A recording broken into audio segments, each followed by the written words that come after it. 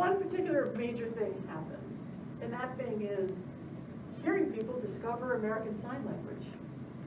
It kind of is like a Columbus story. That is to say, deaf people always knew American Sign Language was real, and it was an actual language. Hearing people, not so much. Hearing people didn't all know that.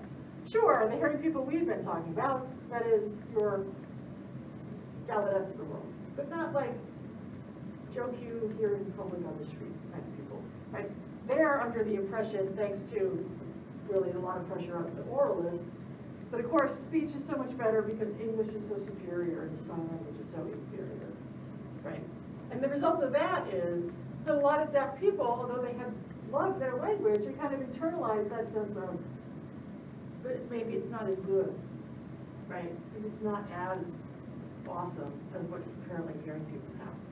Well, linguistic analysis in the 1960s, and major publications, including a dictionary of American Sign Language in 1965, proves that to a linguistic standard, American Sign Language is just as much a language as German or Japanese or French. Right? That there is no difference. There's no spoken languages are way better and they're somehow more real than these inferior sign languages. Once linguists get done with their work in the 60s, that script is flipped, right? It turns out there is no linguistic difference between a sign language and a spoken language. They're equally the same. That revelation, right, does several major things all at one time. Right? It's like a little bomb went off in the middle of the 60s. One, it allows deaf people to kind of reclaim pride in their language publicly. Right? I knew, even growing up, a lot of little old deaf people who wouldn't sign on the street because the judgy looks they would get from hearing people like, wow, you must be stupid, because if you were smart, you'd be able to talk, kind of looks. Or, wow, that's weird what you do, right? Not just like, oh, it's curious, I'm interested. No, like judgy. So they would not want to rather run to that in public and they wouldn't sign if they were out in public. This is going to start to come to an end in the 60s is my point. Once the research is out there, deaf people are like, sign all we want, sign where we want, sign everything we want. So that sets off a wave of that. It'll also set off a wave of further linguistic analysis into worldwide sign languages. So once, in other words, one linguistic team goes after ASL, suddenly you have people across the globe going, wait, Chinese sign language, is that a thing? Answer turns out to be yes. Vietnamese sign language, French sign language, right? And so it's a worldwide phenomenon that raises deaf community awareness globally, starting that. Right. Then the other thing that will happen is oralist orthodoxy, which we have been tracking since the late 19th century, will finally start to crumble. That is, once you prove that sign language is really a language, and it's just as much a language as a spoken language, and it has every linguistic possibility available to it for level of communication that you can communicate in spoken language, you start to get a lot of hearing parents go, so we're not using it in the educational system because why now? Right? Why am I struggling to teach my deaf toddler how to talk? And also failing at that. And so communication is really frustrating because I know you spend a lot of time with little 2-year-olds, but like they generally don't appreciate the speech lessons at home and like trying to live with when you're 2. Right? How come I can't just sign with my deaf child? And oralists now cannot fall back on, oh, that terrible sign language, that's so inferior, because that's not the news now. So there's like a panic among oralists anyway, which we can see happen in the educational system as oralism starts to crumble and must make some room for sign language use. Parents no longer willing to say, I have to suffer like this. Our family has to suffer this lack of communication. No, we don't actually have to do that. Right? So that starts to happen in the 60s. Now that and into the 70s. Now that would be kind of a, I don't know, more of a minority kind of experience that is for the deaf people, for hearing parents with their children in their houses. More. access to sign, but it kind of, again, out of view of a lot of the rest of the hearing world, except for the video clips I just posted for you to take a look at. That is to say, then interest in sign language gets traction in pop culture. So now we're talking just about random hearing people, not hearing families where there's a deaf person in the family. It's just any hearing kid, any kid anywhere who's suddenly turning on Sesame Street and looking at their sign language. Linda Bowe, who's the actor, the deaf actor who appears on Sesame Street, playing Linda, because all people, adults who are people on Sesame Street just use their own first names. Linda came for a guest spot. They were supposed to be like, oh, this will be cute. We sign on Sesame Street, you know, with Muppets. And then stayed for the next 30 years because everybody loved it and it was great, and they found a way to incorporate her as an ongoing character in the show. So young generations who watched her early, then there's still like multiple then generations of people, because that's what happens when you stay on a job for 30 years. So we can all go, Linda, together. So the clips I posted are of her career over time too. So you're going to see early Linda Bowe, then you're going to see later things. I also posted a nice sweet interview with her too that was done, so she talks about what it's been to be a public figure. Because man, once you've been on Sesame Street, like literally everybody knows who you are. Like, everybody's seen Sesame Street. So that's Linda Bowe. That's bringing sign language to the masses. The other clip was from a different show, a show that did not have arguably as much reach into maybe every hearing demographic, right? As any parents who had children between the ages of 1 and 7 have seen signing on Sesame Street or anything. This show did not kind of have that kind of a reach, but it nonetheless was a huge sensation when it came on the air, again on PBS, like Sesame Street, in 1979. It's a show called Rainbow's End. So Rainbow's End was supposed to be a deaf-centric show, deliberately aimed at a slightly older group of specifically deaf kids, is who they hoped would watch the show. In other words, where Sesame Street, of course, is for everybody. This really was aimed at older deaf kids, older, think like middle school. Right? So it was going to be a show where you were introduced to a bit of deaf history, to important deaf figures. You might be introduced to contemporary deaf figures. You might also be introduced to sketch comedy that involves a lot of jokes around sign language. Right, so also full of deaf actors, also hugely impactful, so impactful that PBS had only planned to make like 5 episodes, run them, and then that was the end of the show.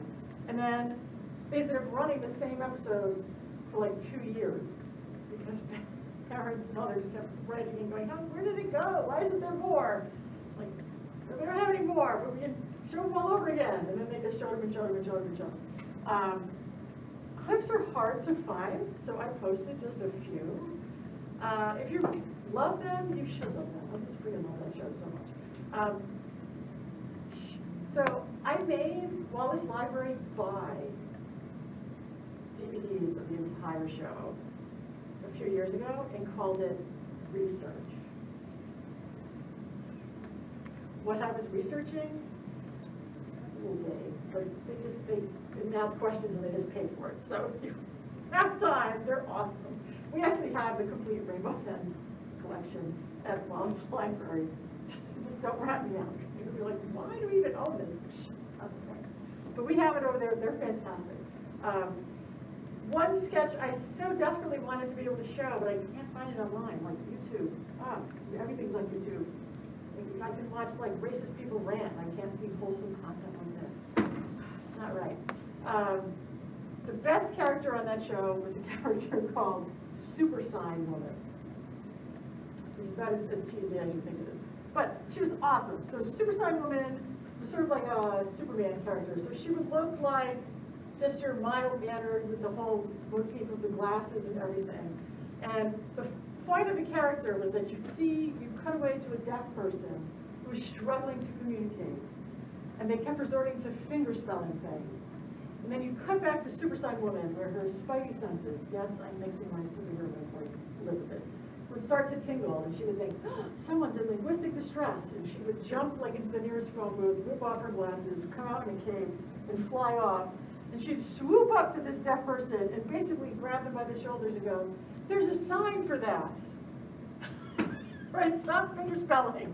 The person would be like, and then she would teach them the sign, then they'd sign it together, everybody would triumph, and then she'd fly off to help the next person. Oh my God, so hysterically funny.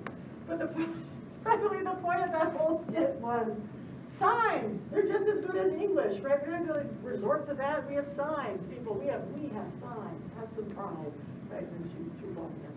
So funny. No, apparently on YouTube though. Where is it? It's right over there in Wallace Library. Just look. Read the back of the TV, Case for Superside Woman, to see her episodes. It's awesome stuff. Right. But my point is, that had never been seen before. Like, deaf people created that show. Deaf people introduced those characters. Deaf people made up those skits. It was deaf actors, producers, directors, everybody.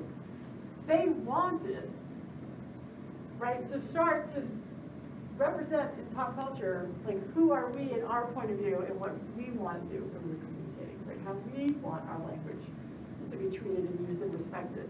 And that they wanted also to get that in the hands, in the heads, in the hearts and minds of little deaf children, that they could have a character for them, right? They could have a show built around their point of view. So it's quite revolutionary for today, and I don't actually think it's ever been followed up. Like I'm racking my brain, but I can't think of another deaf-related TV show. There's been deaf characters on TV, I know, since then. But not like that, not like a whole soup to nuts, the entire program is by us, for us. Where I just can't think of it. How do you feel about Swish and Bird? I see, I knew you were going to talk about Swish and Birth. I knew somebody would, so I didn't have to. But yeah, but Swish and Birth is not. It's not like, for them, like Swish and Birth is the Parent Trap with deaf characters. Right? Like a little Lindsay Lohan. Never mind. You know what? Because it's not. It sometimes gets into surprisingly deaf culture, weighty issues, not just, you know, teenage drama. But it feels like Swish and Birth is like, I think I've seen that plot on General Hospital or Days of Our Lives. Like it's like the most soapy plot line ever. So it's not totally meant to be about that, about all deaf culture all the time. that's true. It's really not. But I don't mind when they actually go after deaf culture. Like my jaw dropped when Swish and Birth did that whole thing on Deaf Game. See, if you don't watch the show, you don't know anything about it. Just Google that. Swish and Birth Deaf Game, where Marley Mountain character goes off. Instead of deaf, the whole concept of Deaf Game, it's actually a theoretical construct in deaf studies that was began as like a thought experiment between some deaf researchers there who were so sick and tired of people talking about hearing loss. Hearing loss. They finally went, why doesn't anybody talk about, forget losing my hearing. How come nobody ever talks to me about gaining my deafness? And people were like, haha, that's funny. And then two of them walked out of the conversation and went, wait. And so they whipped up like a little position paper framing deafness as game. Like what do we cognitively imagine that to be, right? If deafness is a game, what are we gaming? Now they have like books published and everything, it's really cool. But she actually, the Marley Mountain character on Swish and Birth in that episode, throws deaf gain out there. Some students in the classroom keep talking about being hearing impaired. You're hearing, you're gaining your deafness. And literally my jaw hit the floor. I was like, oh my God, I'm gaining my deafness. I know those guys. I've been at conferences with those guys. Are you kidding me? It's like, I hope they're watching this. Like, not all academics get like their little thing like promoted on a show like that. Oh my God, it was bananas. Fun stuff.